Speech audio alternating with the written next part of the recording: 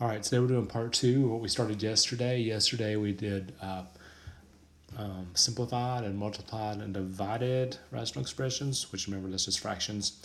And today we're going to add and subtract them, which are the other two operations. So let's just hit it.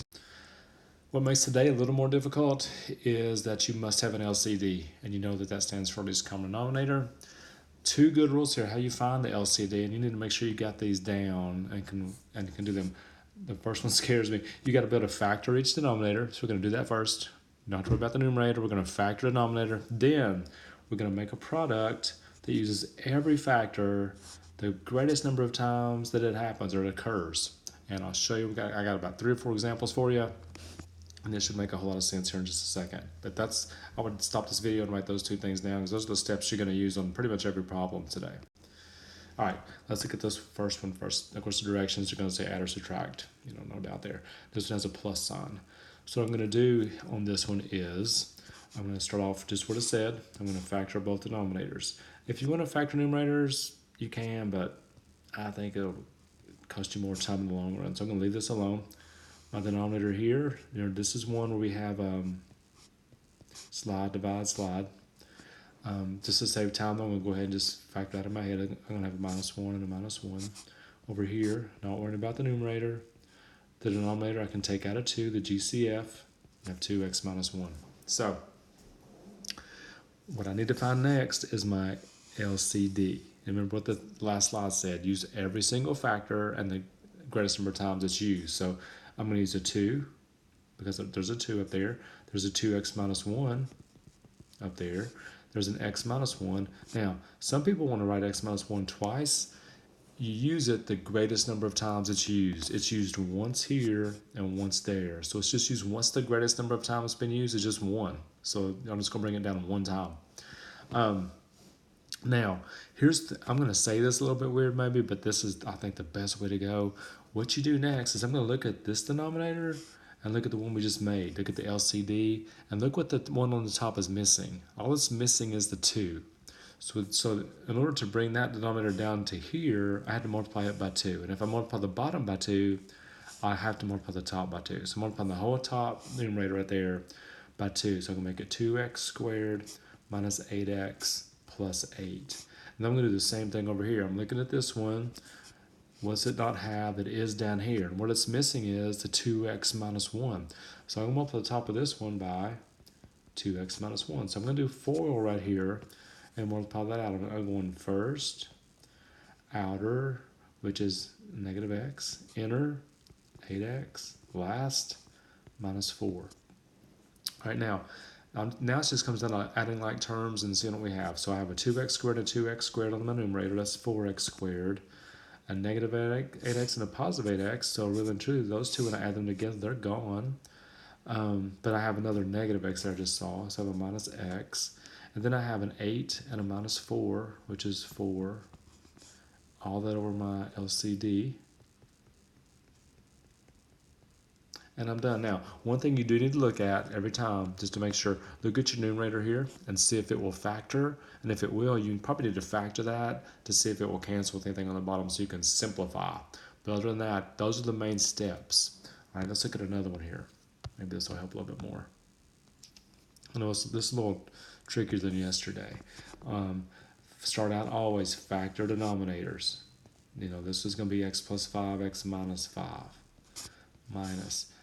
Factor denominators. Take out the x. That leaves x minus 5. Okay, that's first step every time. First step, factor denominators. Step 2, find your LCD. Don't forget how we do that. You use every single factor denominator and the greatest number of times it was used. So I'm going to put the x down here, the x plus 5 down here, the x minus 5 down here. And this is the step where I probably say it weird, like I said a second ago, but I'm going to look at this one, that denominator, look down here. What does it need? It's missing the x, which means you multiply the bottom of that one by x. So I'm going to multiply the numerator by x. X times x is x squared minus 2x. Now this minus sign is going to be tricky here in a second. So my advice is bring down the minus sign and then either open a parentheses or a bracket, because everything you put down here is going to be subtracted, not just the first term. So you got to be careful. Okay, look at this one and look down here. What does it need? It needs an x plus 5. So I'm going to multiply that numerator times x plus 5. So that numerator is going to be x plus 5 times x plus 5, which is really x plus 5 squared. Don't forget how we square things. We square the first number, we multiply the two together and double it, then we square the second one. So that's what I'm going to get right there. Now the reason I put that in the bracket is because all that is minus. So I'm actually going to take a step here, and I'm going to distribute that minus sign, make that a minus x squared, a minus 10x. Now I'm just doing that to keep myself straight as far as not messing up a sign anywhere. All right, move this up a little bit so I have room. Now I'm just adding stuff. My x squareds, if you look at those, the x squareds, I got a positive x squared, negative x squared, those are gone. Look at my x's, I have a negative 2 and a negative 10, that's negative 12x. I have a minus 25, and all that's going over the LCD. Now, remember, check the top, see if you can factor it. If you can factor, see if you can cancel anything. I can't, so that's all you do. So the extra step today is find out LCD and then changing things a little bit. All right, I got one more. I know you're probably tired of them, but just one more is make sure. Step 1, factor denominators. That's going to be x plus 6 and x plus 5, because 5 times 6 is 30. 5 plus 6 is 11. Same thing here. What factors of 20 add up to be 9? 5 and 4. So I'm going to x plus 5, x plus 4. 5 on the top. So my big LCD, every factor. X plus 6, x plus 5, x plus 4. Again, same steps. Look at that one. Look at this one. What does it need? What's it missing? It needs the x plus 4. So I'm going to multiply the numerator times x plus 4. If I do x times x plus 4, I get x squared plus 4x. Now there's a minus sign here. Because there's a minus sign, I'm going to do this, and I'm going to put my bracket again so I won't confuse anything. So now I'm looking at this denominator and comparing it to this one. And what does it need? It needs the x plus 6. So I'm going to do the 5 times the x plus 6, which would be 5x plus 30. So that's combined stuff. Well, first of all, let's do the minus sign. X squared, that's a square. Sorry about that. I don't know what happened with my 2's. X squared, there we go, a little bit better. And then minus 5x and minus 30, because that minus sign is distributed through everything. Here's your denominator. And the last step to finish up is just combine stuff that you can in the numerator. So I have an x squared, have a minus x and a minus 30, all that over your whole denominator. And now I'm going to see if you've been listening throughout this video, because I've been telling you every time we get done like this, I said, make sure and check your numerator, see if you can factor it. And if you can, you need to factor it. Well, you know what? This one does. So this one actually factors. Think about factors of negative 30 that would give you negative 1, and it would be x minus a negative 6 and a positive 5. So if I factor that, look what happens. Look what's on my denominator down here. There's an x plus 5 both places, which means they cancel. So I end up with, final answer, x minus 6 over x plus 6, x plus 4. Gosh, that screen looks very impressive. So you do need to at least check when you think you're done. When you get down here, at least check and make sure that your numerator won't factor. If it does, do it. If it doesn't, you're completely done anyway, so you're good to go. Hope that wasn't too bad. All right, last thing today. We're going to work on complex rational expressions. That's when you have a fraction and a fraction. Sometimes it may look like something like this, 1/2 over 1/3 over 2/5, something like that. And there's two methods to do it. Method 1 is by far my favorite. What all you do is you find the LCD of all denominators, then multiply it, the top and bottom, by the LCD, and it makes all the fractions go away. Method 2 is you do the subtraction on the top addition, you add or subtract on the bottom, then you divide by the reciprocal.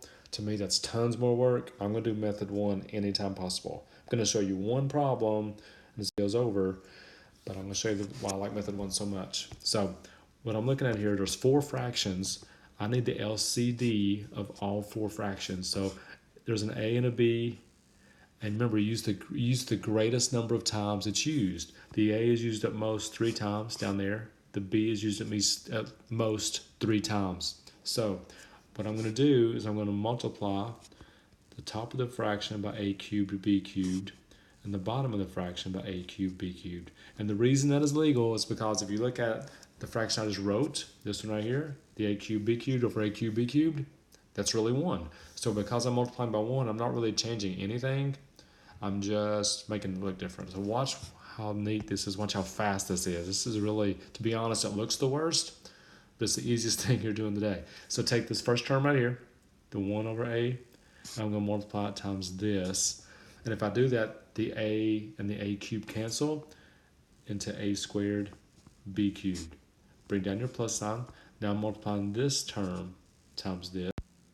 Okay, so now I'm taking the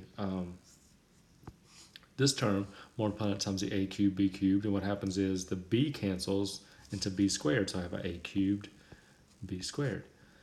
Now I'm going to do the exact same thing in my denominator. So I'm going to take this term, multiply it over here, and if I do that, the a cubes just completely cancel, so I'll just get b cubed. If I do this term times this one, the b cubes cancel, so I just get a cubed. And don't forget the one last step. We're probably done, but I can factor the numerator, so I'm going to do that real quick. You can take out an a squared and a b squared, and that would leave a b and an a. Oh my gosh, this is going to be a great review. That's going to blow your mind a little bit. The b cubed plus a cubed, remember we know how to factor cubes. You do cube root of each one. You square the first one. You multiply together, change the sign. Then you square the second one. So what that gives me here is the b plus a's cancel, and I'm done. But we're on top of my numerator, I have an a squared and a b squared. In my denominator, I have a b squared minus ab plus a squared. That was really a doozy. Most of them aren't going to be nearly that bad. Most of them you're going to do this first step right here, and you're going to be pretty much done. But they're making you review your factoring, which is good for you. So hopefully that's not too bad. That's quite a bit of stuff. Again, we'll work on it really hard in class tomorrow. Make sure you got it really good. And I'll see you there. Look forward to seeing you.